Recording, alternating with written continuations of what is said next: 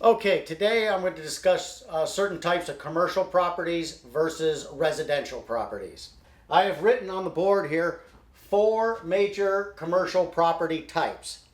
And these are the main ones I'll be discussing with you. There are others, but these are the main ones.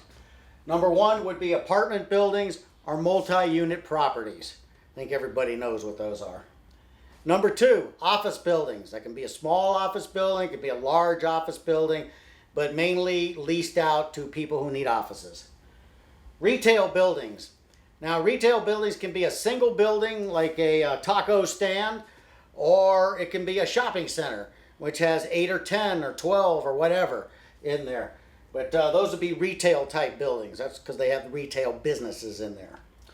Next type are industrial properties. I happen to like industrial properties because you don't have to deal with plumbing, toilets, etc. Now, we do have some other types of commercial properties that I'm really not going to get into right now, but I just want to let you know what's out there. Like number 1, you have a self-storage. Number 2, you have healthcare, which is basically hospitals. Number 3, hotels. And number 4, senior living centers. These are just more examples of commercial property types. But for right now, I'm going to stick to the main 4. Okay, I'm going to come over here to the advantages now. What are the advantages to owning commercial property over residential property? Well, number 1, it's more profitable than buying a single family dwelling. If you buy a 30-unit apartment building, chances are you're going to make a lot more money than if you bought a house. Okay. Number 2, most of the commercial properties, not all of them, but most of them are non-recourse debt. What is non-recourse debt? That is debt that if you don't pay for whatever reason, they will not go after you for the money. Recourse debt, which there is some, like if you do a refi cash out, then it might be a recourse loan.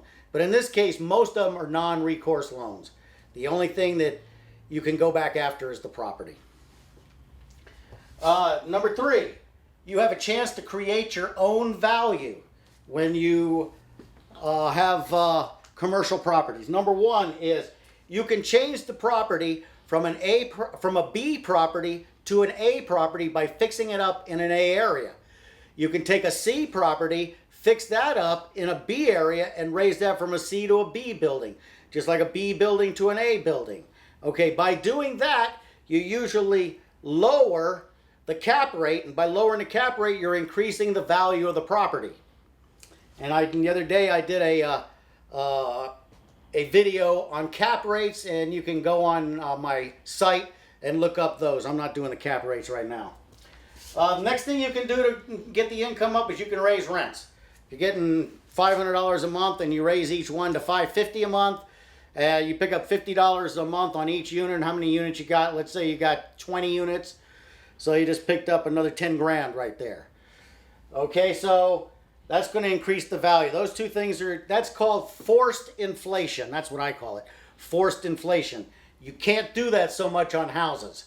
Because first of all, on houses, when somebody moves out of your house, you have 100% vacancy. If you have a 20-unit apartment building and you lose 2 tenants and you have 2 vacancies, now you're at 90% occupancy. See the difference there? Okay. And I just explained that right here. Minimally affected by the vacancies. Okay. What are disadvantages? Because there are disadvantages also. First one is, if you're trying to sell the building, it's going to take longer usually to sell than it would a house. A house you can sell to an investor. A house you can sell to a homeowner. There's different choices of buyers out there for you. However, in this, if you're selling an apartment building, I'm using this as an example, there are not as many apartment building buyers out there. So one might have to wait an extra month or 2 to find a buyer. So they take longer to sell. Higher cost. Usually there's more down payment on the property. You usually get a higher interest rate than you would on a residential property. But still, I think the advantages override the disadvantages on this. And last here is the good deals are hard to find. There's a lot of real estate, residential real estate. There is a lot of commercial also. But most of the people that own the commercial properties are investors. And investors, unless they're in trouble, are not trying to get rid of the property at a fireside sale. A lot of them hold out for retail. So you got to go in there and find the best deal for yourself, and that takes a lot longer. Okay, so that gives you a general of what's going on with commercial businesses. I'll have more videos in the future and get down to each one of these separately. But for this one, I just wanted to show you what was out there. I'm Floyd Brown, and if you need to know any more information, you can go to my Facebook page and check out all the stuff there.